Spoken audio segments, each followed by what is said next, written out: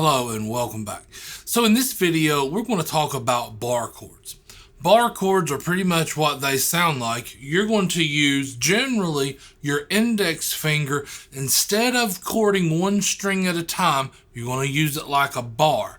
You're going to chord all six strings, usually all six strings. There may be some exceptions, but usually all six strings, and then the other three fingers are going to make the rest of the chord one string at a time, again, usually, with your index finger maintaining that position as a bar.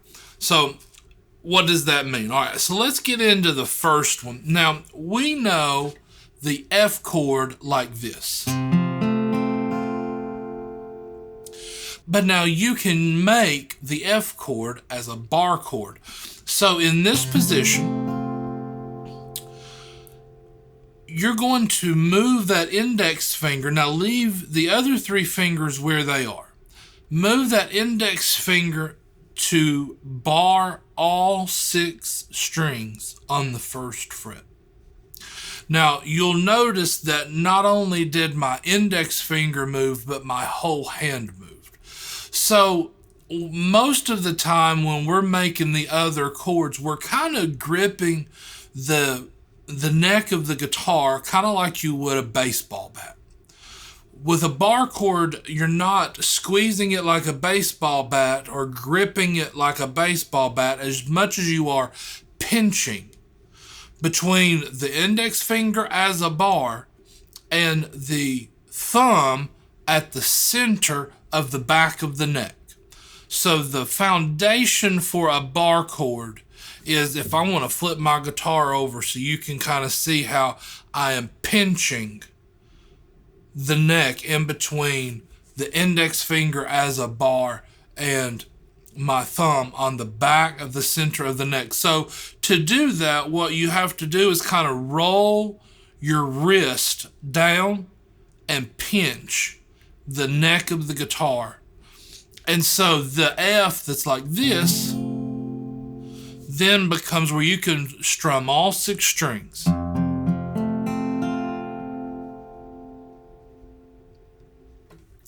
So that's what we call an E position, and I'll show you why.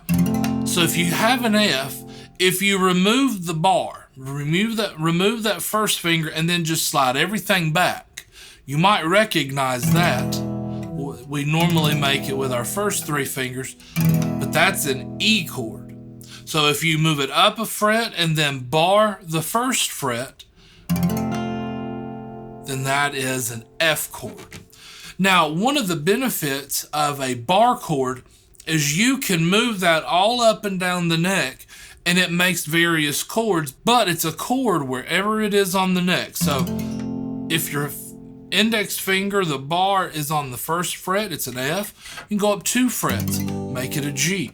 Go up one more, it becomes an A flat. Another two more, becomes a B flat, and so on and so forth. And so that's one of the benefits of a bar chord, is because we are chording all six strings, meaning none of the six strings are ringing open, but all six are chorded. We can move it up and down the neck, and it's always a chord. As opposed to, for example, let's talk about maybe the G chord. Well, even in the position where we use all four fingers, still the third and fourth string are open, and we're not chording them. So if you go down here and make it up the neck, those two open strings haven't changed. And so that's not right. Go up one more. It becomes worse and worse in a lot of positions because those open strings don't change when you go up and down the neck. But a bar chord, because we're chording all six strings, it changes, but you can move it all up and down the neck. So that's what we call the E position, because these three fingers, the middle, ring, and pinky fingers, they're making like an E chord and just have a bar in front of it. Now, you can do the same thing with an A. It's a little more of a stretch. So here we are. You can make it as we did. Again, before we were making it with our index, middle, and ring fingers. You can make it with your middle, ring, and pinky fingers. And then as you go up, now because of this position, the position between your ring finger and your index finger, that can be a little more difficult. So what I typically do when I want to bar an A position, I don't chord the second string. That is an A sus9 position. So if you were to bar the first fret and then only chord the third string with the pinky on the third fret and the fourth string with the ring finger on the third fret while you're making a bar on the first, that's in B flat sus9, and it sounds like this. One of the other bar chords is exactly like that. Exactly like the B flat, except you're going to leave the bar, leave your index finger as the bar on the first fret, move your ring finger and your pinky finger up a string. And that becomes an E minor position. So with the bar on the first fret, that's an F minor. One fret up, now we're getting to A's relative minor. It's an F sharp minor. So if we go back, remember the A, the fundamental chords of A are A, D, A, E, A, and then we go to F sharp minor is the relative minor in the key of A. One more position that we'll talk about is the B minor. So it's an A minor position.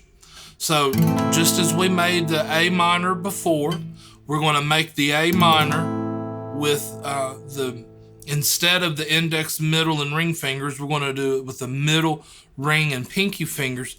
And just slide it down 2 frets. And we're going to bar the second fret, and that becomes a B minor. B minor. Now again, if you haven't seen the video already, you'll see this when we go to the minor 7 video.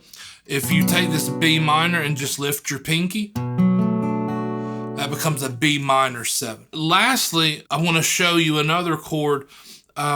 We'll talk about this in a different video. I have a video on sus4 and sus9 chords. One of the prettier chords is a D sus9. That's your regular D. If you pick up your middle finger, it becomes a D sus9. And it's a really, really pretty chord. Well, you can make that as a bar chord. So let's say that we wanted to make an E sus9.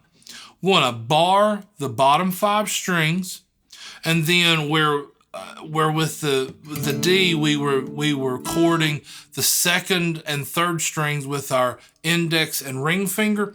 This time we're going to chord the second and third string with our ring and pinky fingers. So ring finger will go on the third string, 4th fret. The pinky will go on the second string, 5th fret, and then bar the second fret. Now you can leave the top string open because we're making an E sus9 and that low string is an E. So all together sounds like this.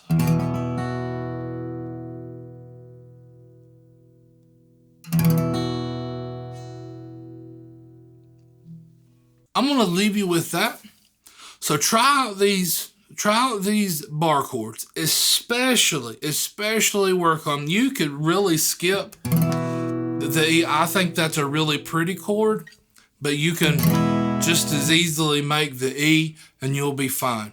The 3 that you really want to concentrate on are the F, the bar F chord, the bar B minor, and the bar F sharp minor. Those are the three because the F is an important part of the C, of playing in C. The F can also go down and pretty much make any chord you want to make in the same position, just depending on where you make it on the neck. Also, the B minor is the relative minor for the key of D, which is a very common, very popular key to play in. The F sharp minor is the relative minor for A, which again is a very common key to play in. So those three, especially out of this video, are very important, very common keys to play in. And so you should really focus your efforts on that. All right, so check these out, incorporate them into transitioning between other chords, especially try to switch from making the B minor 7 that we made before to a real B minor, and then also from the F sharp minor that we made before to a real F sharp minor. Incorporate those into your transitions between those chords and other chords, and then get right in to learn a song, okay? All right, appreciate your time. Hope you enjoyed that. We'll see you in the next video.